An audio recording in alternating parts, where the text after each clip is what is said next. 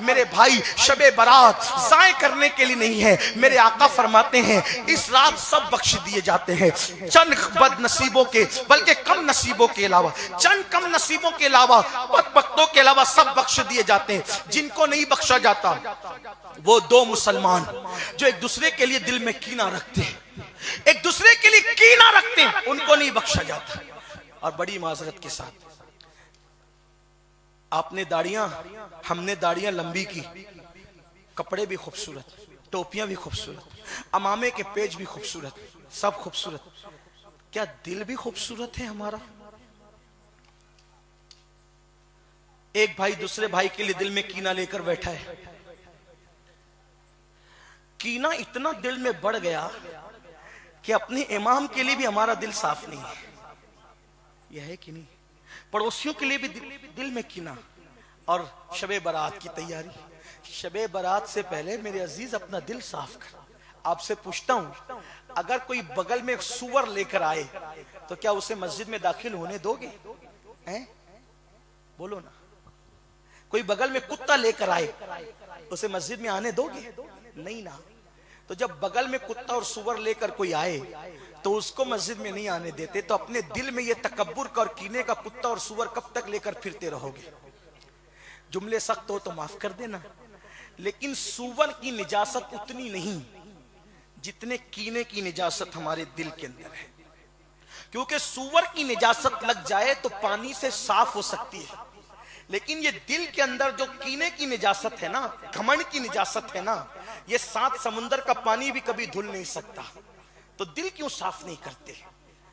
और याद रखना, इतना बड़ा हजारों का मजमा है, मैं हाथ नहीं उठाऊंगा गुनाह के इजहार के लिए, लेकिन अपने अपने मन में डूब कर सोचो कि मेरे दिल में कितना कीना भरा है। अल्लाह के रसूल अलैहिस्सलाम फरमाते, शबे बारात में सबकी मगफिरत है, कीना रखने वालों की नहीं। उनके अमाल भी अल्लाह वापस कर देता है। इनके दिलों में तो कीना है, वापस ले जाओ इनके अमाल। उनके सर के ऊपर सजदा नहीं जाता, उनके सर के ऊपर उनकी दुआएं नहीं जाती। लोग कहते हैं मौलाना मेरी दुआ कबूल नहीं होती। तेरे दिल को तो देख, जिस्म की जनाबत को दूर करने के लिए तू नहा रहा है, ये दिल की जनाबत तू कब दूर करेगा? ये दिल की गंदगी मेरे भाई कब दूर करेगा? और सुन लो, मोमिन के दिल में कीना नहीं होता, अपना दिल पाक करो। अल्लाह के रसूल सल्लल्लाहु अलैहि वसल्लम ने हजरत सैयदना अनस इब्ने मालिक रज़ी अल्लाह ताला अन्हु से फरमाया, ऐ अनस, हो सके तो सुबह इस हाल में करना, ऐ अनस, हो सके तो सुबह इस हाल में करना कि तेरे दिल में किसी के लिए कीना ना हो। और ये मेरी सुन्नत है, जो मेरी इस सुन्नत पर अमल करेगा वो जन्नत में मेरे साथ दाखिल किया जाएगा। निकाल दो दिल से कीना। और कीना निकालने का आसान तरीका बता दूं। मिसाल के तौर पे, किसी के लिए दिल में कीना है। अब दिल में कीना है तो क्यों है? क्यों कीना है दिल में? उसने आपको सताया, तवज्जो करना, उसने आपको सताया, आप उससे लड़ नहीं पाए तो दिल में कीना आ गया। जब भी उसको देखते हैं भौवें चढ़ा लेते हैं, इसने मुझे मारा था, इसने मुझे गाली दी थी, इसने मेरा नुकसान किया था, इसीलिए दिल में कीना आता है। बदला नहीं ले पाते तो कीना आता है, ठीक? बदला ले लेते हैं तो दुश्मनी हो जाती है, फिर भी दिलों में कीना रहता है। इतना सोचो, सैयदना फारूक आजम जब आपके विसाल का वक्त, शहादत का वक्त आया तो आपको एक शख्स ने खंजर से मारा। देखिए दिलों से, मोमिनों के लिए दिल कितना साफ। फारूक आजम पूछते हैं मुझे किसने खंजर मार के शहीद किया? तो लोगों ने कहा एक मजूसी था, आतिश परस्त था। आपने कहा अल्हम्दुलिल्लाह। लोगों ने कहा इस पर अल्हम्दुलिल्लाह का मतलब क्या? कहा अल्लाह का शुक्र है मुझे किसी मुसलमान ने नहीं मारा, अगर मुझे मारता तो मेरी वजह से वो जहन्नम में जाता। अल्लाह का शुक्र है मेरी वजह से कोई मुसलमान जहन्नम में नहीं जाएगा। अब आपसे पूछता हूं, हमारे दिल में कीना क्या? मुझे सता रहे ना, बुरी मौत मरे, कुत्ते की मौत मरे, उसका ये नुकसान हो, उसका वो नुकसान हो। मैं कहता हूं मेरे अजीज, और अगर कोई बीमार पड़ गया, हाँ मुझे बहुत सताया था ना इसीलिए बीमार पड़ा है, मेरे भाई तू कौन है, बल्कि ये दुआ करो, अल्लाह इसने मुझे सताया, मैं तेरे लिए इसको माफ करता हूं, क्योंकि मेरी वजह से इस पे मुसीबत नहीं आना चाहिए, मेरी वजह से इस पे तकलीफ नहीं आना चाहिए। मेरे भाइयों, हमने अपने बुजुर्गों से सीखा क्या है? मौलाए कायनात को इब्ने मुलजिम ने हमला किया। देखो अल्लाह वालों का अंदाज। इब्ने मुलजिम जैसा बदबख्त, पलीद, जहन्नमी, उसने मौलाए कायनात पे हमला किया, उस पकड़ा गया। जब पकड़ा गया तो मौलाए कायनात ने अपने शहजादों से कहा, मुझे प्यास बहुत लग रही है, जल्दी से मुझे पानी पिलाओ। तो पानी के अंदर शक्कर मिलाकर, वो शक्कर का पानी जिसे हम शरबत कह लें, वो मौलाए कायनात को पेश किया। मौलाए कायनात ने वो कटोरा लिया, अपने मुंह के करीब किया, और करीब करने के बाद जैसे ही करीब किया तो सामने से आवाज आई। वो कातिल जो सामने खड़ा था, लोग उसको पकड़े हुए थे कि अगर मौला की शहादत हो जाए तो फिर इसका शरीयत ने जो हुक्म दिया वो काम किया जाए। तो वो सामने खड़ा था, उसने कहा, अली अली, आप जानते हैं ना कि मार खाने वाले से ज्यादा मेहनत मारने वाले को लगती है, क्योंकि आप तो बहुत तलवार चला चुके हैं, मारने वाले को मेहनत ज्यादा लगती है। जब आपको इतनी प्यास लगी है तो अंदाजा करो मुझे कितनी प्यास लगी होगी, मुझे भी तो प्यास लगी है।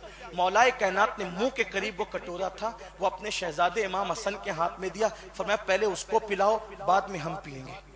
कातिल के लिए, कातिल सामने खड़ा है। फिक्र ये है, हमने क्या सीखा अपने बुजुर्गों से, हमने क्या सीखा? मेरे आका सल्लल्लाहु अलैहि वसल्लम के दीवानों, आओ अल्लाह के नबी सल्लल्लाहु अलैहि वसल्लम की जिंदगी का जायजा लो। एक मर्तबा अबू जहल अपने दोस्तों से मशवरा करता है कि हमने मोहम्मद को कत्ल करना है, रूही फिदा सल्लल्लाहु अलैहि वसल्लम, हमने उन्हें कत्ल करना है। लोगों ने कहा कैसे कत्ल करेंगे, कत्ल करने का तरीका क्या होगा? तो देखिए दुश्मन को मेरे आका के अखलाक पे कितना एतबार था, एतमाद था। उसने कहा मैं बीमारी का ढोंग रचाऊंगा, मैं बीमारी का ढोंग रचाऊंगा, आप लोग मक्के में इस बात का ऐलान कर दो कि अबू जहल बीमार हो गया, अबू जहल बीमार हो गया। तो कहा इससे क्या होगा? कहा मोहम्मद अरबी रूही फिदा सल्लल्लाहु अलैहि वसल्लम की आदत है कि जो भी बीमार पड़ता है वो उसको देखने के लिए जाते हैं, चाहे दोस्त बीमार पड़े तो जाते हैं, दुश्मन बीमार पड़े तो जाते हैं, तो वो आएंगे मुझे देखने के लिए। तो फिर हम क्या करेंगे, एक गहरा सा कुआं खोदेंगे और कुआं खोद करके उस पर तख्ते रख देंगे, एक तख्ते में रस्सी डाल देंगे और मैं उसको बिस्तर में लेके लेट जाऊंगा। जैसे ही मोहम्मद अरबी उस तख्ते पे कदम रखेंगे हम वो तख्ता खींच लेंगे, जैसे ही खींच लेंगे तो उस गड्ढे के अंदर मोहम्मद अरबी गिर जाएंगे और माज़अल्लाह अंदर चले जाएंगे। हम वो तख्ता लगा देंगे और उसका मुंह बंद कर देंगे। इस तरीके से माज़अल्लाह मोहम्मद अरबी रूही फिदा सल्लल्लाहु अलैहि वसल्लम का खात्मा हो जाएगा। आप पहले गौर करें कि अल्लाह अकबर, एक दुश्मन को कितना यकीन है मेरे आका पर कि मैं बीमार पड़ूंगा तो मुझे देखने के लिए वो आएंगे, और उसने सारा प्लान सेट किया और फिर वो झूठ मूठ का बीमार भी पड़ गया, उसकी बीमारी का चर्चा भी मक्के में हो गया। और फिर ये हुआ कुर्बान, मेरे आका को जब खबर मिली कि अबू जहल बीमार है तो मेरे सरकार उसको देखने के लिए उसके घर की तरफ भी आए। जैसे ही दरवाजे पे पहुंचे जिब्रील अमीन आए और अर्ज की या रसूल अल्लाह, अल्लाह की हिकमत यह कि आप यहीं से अब वापस हो जाएं। तवज्जे करना, क्या कहा? अल्लाह की हिकमत यह कि आप यहीं से वापस हो जाएं। अब यहां पहुंचकर कुछ लोग ये बातें करते, अगर उनको इल्म गैब होता तो वो वहां तक के क्यों आते? मैं कहता उनको इल्म गैब आपके इल्म में नहीं, तो अल्लाह को तो इल्म गैब है। घर से चले तो घर पर ही रोकना चाहिए था, घर पे नहीं रोका, अल्लाह ने अबू जहल के दरवाजे पे रोका कि आप वापस हो जाएं। तो अल्लाह के हर काम में हिकमत है। नबी पे एतराज न किया करो, नबी के हवाले से इस तरह की बातें न किया करो, ये बेअदबी है। अल्लाह ने महबूब को कितना दिया वो खुद फरमाता है, अल्लमहु शदीदुल कुवा, वो कुव्वत वाले ने अपने महबूब को सिखाया। और कितना सिखाया? वो अल्लमक मा लम तकुन तालम व काना फदलुल्लाहि अलैका अज़ीमा, जो कुछ आप नहीं जानते थे वो सब कुछ हमने आपको सिखा दिया।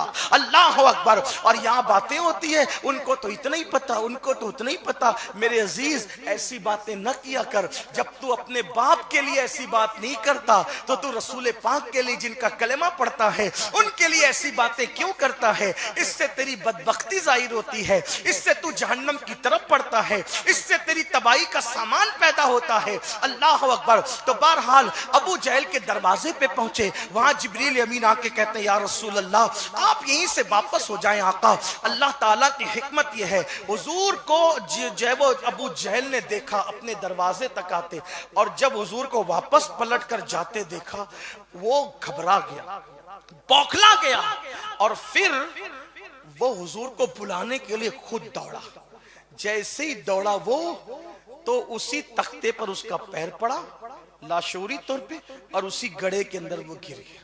इतना गहरा गड़ा था कि उसको कोई निकाल ना सका। अबू जहल ने कहा, अगर मुझे इससे कोई निकाल सकता है, एक ही जात है, वो मोहम्मद अरबी की जात है।